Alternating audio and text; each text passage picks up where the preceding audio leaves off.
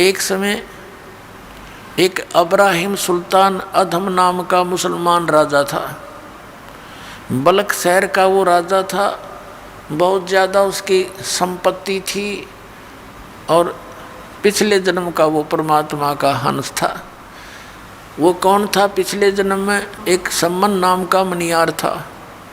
उसकी पत्नी नेकी थी और ये सम्मन और नेकी द्वापर युग में वाल्मीकि के घर में जन्म था। ये दोनों पति पत्नी ही थी और उनको परमात्मा मिले थे बालक रूप में, जैसे वो लीला करते हैं प्रत्येक युग में। तो उनकी उस सेवा के वश परमात्मा ने उनको फिर वहाँ आकर संभाला था। उसके बाद नेकी और उसका पुत्र सेव तो पार हो गया था, सम्मन नहीं हुआ था। तो वो सम्मन ने उस जन्म में बहुत ज़्यादा पुण्य किए थे। ये कथा अलग से सुनाऊंगा कभी, आज विषय दूसरा है। उसने अपने पुत्र की कुर्बानी भी दे दी थी परमात्मा की सेवा के लिए। कबीर साहब ने उसको जीवित कर दिया था। फिर वो सम्मन पार नहीं हुआ, लेकिन उसने जो पुण्य किए थे, परमात्मा के संग रह करके कुछ दिन भक्ति की थी, उसके परिणाम स्वरूप वो अगले जन्म में एक नौ शेर खान नाम का राजा बन गया और इतना कंजूस हो गया कि वो कोई दान करे नहीं और गनाए धन था। तब परमात्मा वहाँ भिखारी बनकर गए उस नौ शेर खान नाम के राजा के पास और कहा कि महाराज कुछ दक्षिणा दे दो। और राजा बोला, महाराज जी मेरे पास तो धन है नहीं, कंगाल आदमी हूँ मैं तो। महाराज ने कहा, उस परमात्मा जो संत रूप में खड़े थे कबीर साहब, कि राजन तेरे पास तो 80 खजाने हैं, 80 गंज। एक गंज में अरबों की संपत्ति होती है, खरबों की, हीरे पन्ने लाल सोना। और उसकी 80 ध्वजाएँ फरक रही थी। तो उनका अर्थ होता था कि राजा के पास 80 गंज खजाना है। तो परमात्मा ने कहा कि आपके ये झंडे और खजाने 80 गंज बचाए तेरे पास। नौ शेर खान ने कहा कि ये तो मैंने कोल्ले दबा रखे नीचे बाबा जी, लोगों को भ्रम बनाए रखने के लिए। परमात्मा बोले, अच्छा बेटा तेरी नीत से तो कोल्ले हो जाएंगे। यूँ कहकर चल पड़े। अब राजा ने सोचा भी साधु की बात पार हो जाया करे। उसने खुदवा के देखा, नौकरों से वो सारे कोल्ले हो गए, लाल हीरे पन्ने जो भी थे। उसका तो कलेजा पकड़ लिया कति और नौकरों को भेजा कि संत को लाओ बुला के। और नौकर भागे कि महाराज जी आपको राजा बुलाता है, अगर राजा को गर्ज पड़े तो यहाँ आ जाएगा, ये बैठा मैं। वो नौकर कुछ भागे गए कि महाराज जी वो तो ऐसे ऐसे कह रहे हैं। वो नौ शेर खां राजा आप जा कर के चरणों में गिर गया। परमात्मा ने कहा, भाई बात सुन, ठीक है। उसने प्रार्थना की, परमात्मा बख्श दो, मेरे से गलती होगी, मेरा धन वैसा ही कर दो। तो परमात्मा ने कहा कि इसमें से 80% दान करे तो तुझे वापस दे सकता हूँ, वैसा ही कर दूंगा। अब जो आप कहोगे वैसा ही कर दूंगा। चल वापस आ गया। अब मेरे सामने कर, कंजूस कहीं फिर गलती कर दे। अब उसने देखा उसे फिर हो गया तो सोना यूरो पन्ने कति। राजा ने फिर तुरंत भंडारे ला दिए, साधु संत भक्तों को हैं वो बांट दिए 80 गंज। परमात्मा चले गए और का दीक्षा ले नाम दे दी। अब परमात्मा ने उस 9 शेर खां बादशाह से कहा कि सारे बांट और यहीं बैठा हूँ ना, तो तेरी और भी गड़बड़ हो सकता है तेरे घर पे। उस डरते न वो सारे 80% खजाने बांट दिए, धर्म कर दिया और नाम ले लिया। अब नाम ले लिया, जब किसा उद्धार किया उस प्राणी का राम। तो इस नरक में इकट्ठा करते हैं सारा जीवन, माया जोड़ ले, बैंक भर दे, 1 मिनट में मर जा। फिर अगर आपके बच्चों को आप परमात्मा की शरण निश्चिंत होकर जाइए, आप जब सतलोक जाने का समय आवे, वो आपके बच्चों को हाथों पर रखेगा, चिंता नहीं करनी।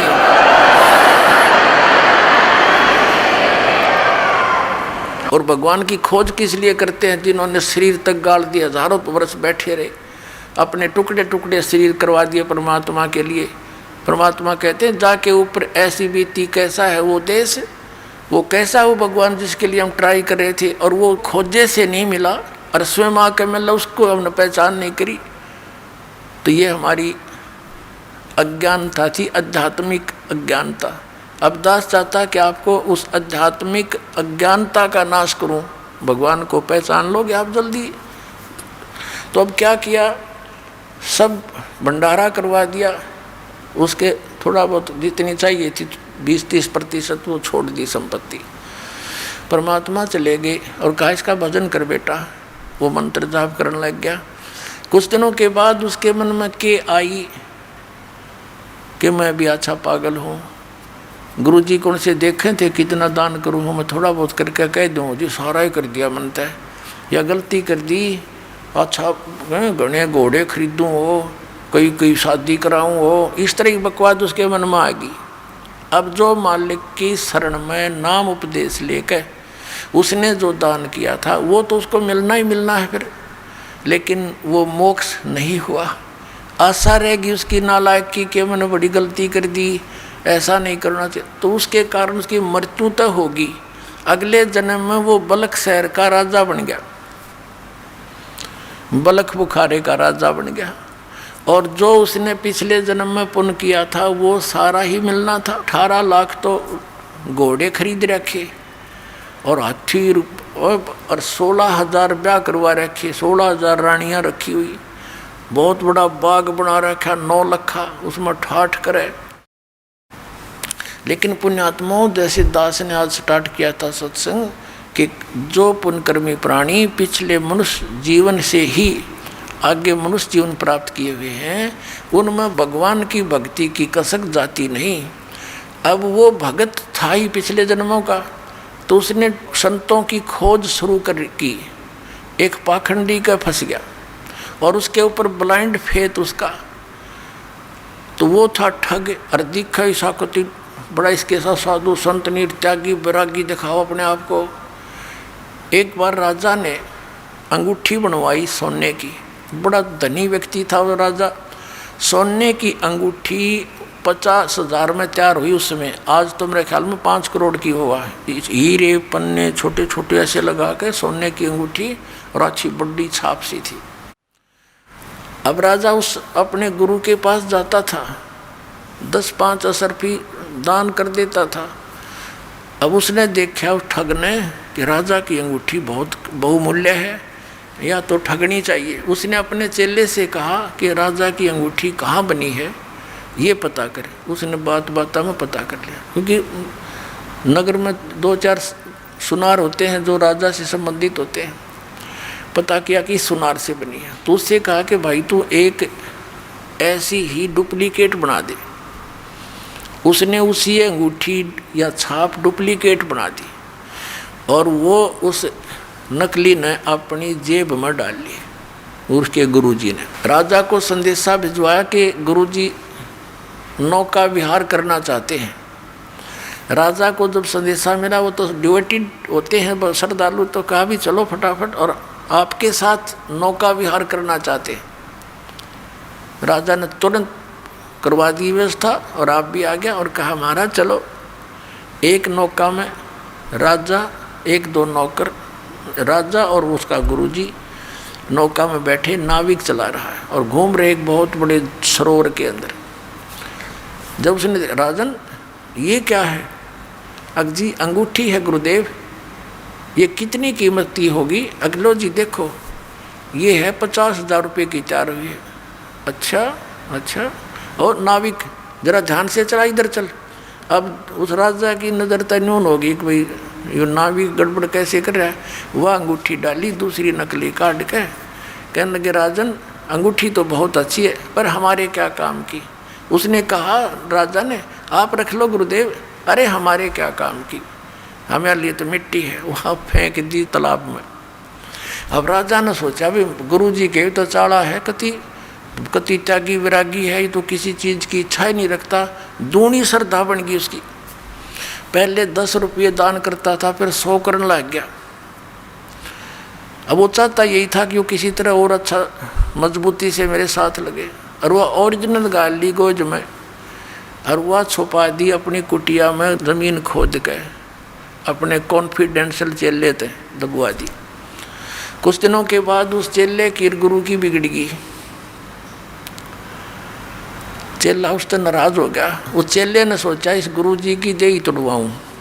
उसने मंत्री से कहा कि मंत्री जी राजा की अंगूठी हमारे गुरुजी ने धोखे से ऐसे ऐसे कर रखे है। अब मंत्री कहने लगा भाई सच्ची बात है वो तो बताइए। अगजी कति सच्ची है, अग पक्की बात, अगजी कति पक्की बात है। मैंने अपने हाथ से दाब रखी, इसने मेरे से बनवाई थी, एक सुनार से मैं लाया था बनवा के, नकली बनवाई थी। ओरिजिनल तो इसने वहाँ दाब दी और वह फेंक दी जल में। इसने ठग गया है राजन को। मंत्री ने भाई सोचा चल भाई डट जा, मैं थोड़ा समय आने पर बात करूँगा, सीधी बात तो नहीं कर सकते क्योंकि राजा तो जबरदस्त इस पर विश्वास किए हुए है। एक दिन धीरे धीरे मंत्री ने कहा राजन मैंने कुछ बात सुनी है। क्या? कि आपकी अंगूठी उस आपके गुरुजी ने आपके साथ धोखा करके और नकली जल में फेंक दी, असली वो लिए बैठा है। अब राजा ने बोला मंत्री फिर से ये बात मत कहना, मेरे गुरुदेव के बारे में ऐसी बात तू बोला मत।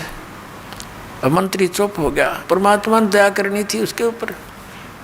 कोई काफ़ी देर जब मंत्री चुप रहा, कहने लगा मंत्री सच बता, क्या यह सत्य है? अजी मुझे जिसने बताया है उसका कॉन्फिडेंशियल चेला है और उससे मैंने बहुत खोद कर पूछा कि सच्चाई होनी चाहिए। वो कह दी कति सच्चाई ना, मेरी गर्दन काट देना।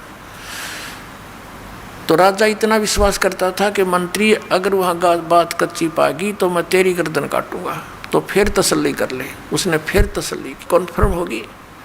तब वो चेला बुलाया, चेले से पूछा कि किस सुनार से बनवाई, तो सुनार बुलवाया राजा ने। मंत्री ने भी उस सुनार से पूछ लिया था।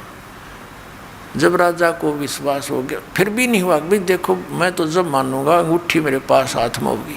वो चेला बोला जी चलो मैं बता दूंगा। राजा मंत्री 2-4 सैनिक 10 बॉडीगार्ड गए और जाते चेले ने काट के वह खोद कर दे दी और गुरु बैठा बैठा देखे वह अंगूठी ये आपकी। तब राजा ने देखा उसकी तरफ, करड़ा करड़ा पैरा मार के गिर गया। वो ठग माफ़ कर दो आप तो बख्शनार हो, मेरे से गलती होगी। उसका 2 मारी लात, अग निकल जाए दुष्ट यहाँ से। तो उस दिन के बाद देखो पुण्यात्मा दास क्या बताना चाहता है कि जो ये पुण्यात्माएं नकली संता कर फंसी पड़ी हैं और उन पर पूर्ण विश्वास करे बैठी हैं परम धनी जान के। ठीक है श्रद्धालु का तो ये स्वभाव होता ही होता है। अब ये ठग दुरुपयोग करते हैं इस टाइप के, तो उस राजा को नास्तिक बना दिया उन्होंने।